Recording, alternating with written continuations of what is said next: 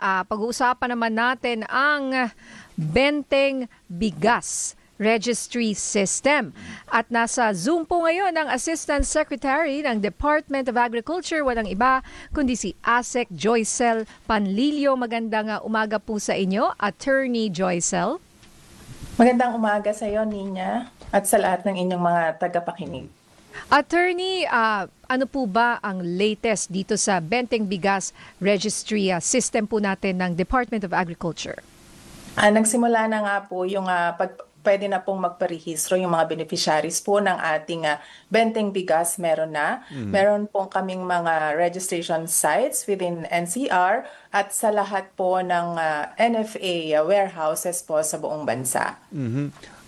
Ma'am, attorney, tatanong ko lang, why is there a need para do sa registry system na to? Di ba meron na tayong in place at in-identify na natin yung mga sectors na magiging beneficiaries? Nagkaroon ba ng problema? Bakit kailangan may registry system? Nung wala po kasi itong registry system, manual po kasi yung encoding ng mga information na ginagawa po natin. Ito pong mga datos na to na nasa registry system po natin ay makikita po ng Department of Agriculture at saka ng beneficiaries po mismo kung ilan po ang available na allocation sa kanila at namomonitor din po ng DA kung ilan pa ang kulang, ilan pa po ang pwedeng bilhin ng ating mga beneficiaries. As it stands, ma'am, yun lang ang hindi familiar. Although alam ko na yung senior citizens, then di ba may ibang sectors. Pero ang allotted ba sa isang family ay may limit lang yan per month, per week? Or pwede ako multiple times bibili sa isang linggo? Pwede pong multiple times, basta sa loob po ng isang buwan ay hindi po lalagpas yung allocation. Para po sa mga solo parents, senior citizen, persons with disabilities, at saka po dun sa ating 4Ps ay hindi po lalagpas ng 30 kilos per month. Doon naman po sa ating ibang beneficiaries like minimum wage earners, farmers, fisher folk, yung ating pong mga tricycle drivers, yung mga jeepney drivers also ay hindi po lalagpas ng 10 kilos per month. Okay. Okay. And ilan po yung inaasahan po natin na magiging member po nitong registry system na ito para po in particular sa Benteng Bigas dito po sa buong bansa? Ang target po natin ay i-cover po natin na maging beneficiaries po ang 15 million households sa buong bansa. Pag kinonvert po natin yan into number of individuals ay mahigit kumulang po 60 million individuals po ito.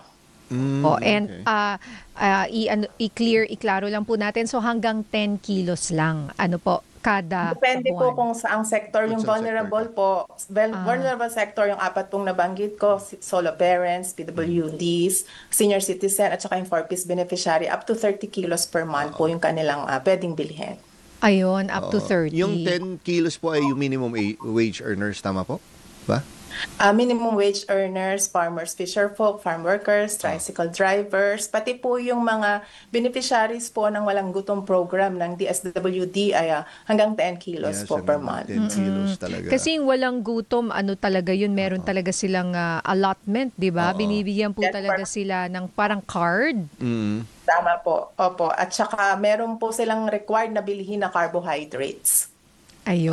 Yun po yung bigas. So with the P20 po na nasama po doon sa mga outlets po ng walang gutom program ay mas lumakas po yung purchasing power ng mga beneficiaries kasi mura na po yung kanilang binibili na bigas. Mas marami na po din silang pwedeng mas mabili na carbohydrates kamukha po ng kamote, yung ganun po, na hindi lang po bigas. Pero attorney, paano sila magpapa-register? Madali lang po ba yan? Kasi of course, yung mga senior citizens, yung mga, hindi naman yan techie na I mean, hindi natin alam kung may cellphone. Paano po ang registration po nito? Sa ngayon po, ang pwede po nilang gawin ay pumunta po sila doon sa mga kadiwa ng Pangulo sites na nagbebenta po ng Benteng Bigas. At pwede po doon, meron pong mga kadiwa staff na mag-i-encode po ng kanilang mga datos. At meron din pong available na registration sa mga P20 outlets po natin other than yung mga nabanggit ko po na sites here in NCR like yung sa Bureau of Animal Industry, doon po sa Agribusiness and Development Center po namin dito sa Central Office sa DA. Meron din po sa Bureau of Plant Industry at saka po sa Navotas area po meron pong mga sites din doon. Pwedeng pumunta. Pero by December 2025 po, pwede na pong mag-online. Yung mga senior po na hindi po techie, pwede naman po silang magpatulong doon sa kanilang mga apo or anak or mga pamangkin para mag-register, at hindi na po nila kailangang pumunta dito sa ating mga kadiwa ng Pangulo sites dahil pwede na pong mag-online by December 2025. Available din po ito sa eGov natin na portal, sa DA website, sa Facebook po, pwede rin po nilang i-access through that, and sa other mga digital platforms po.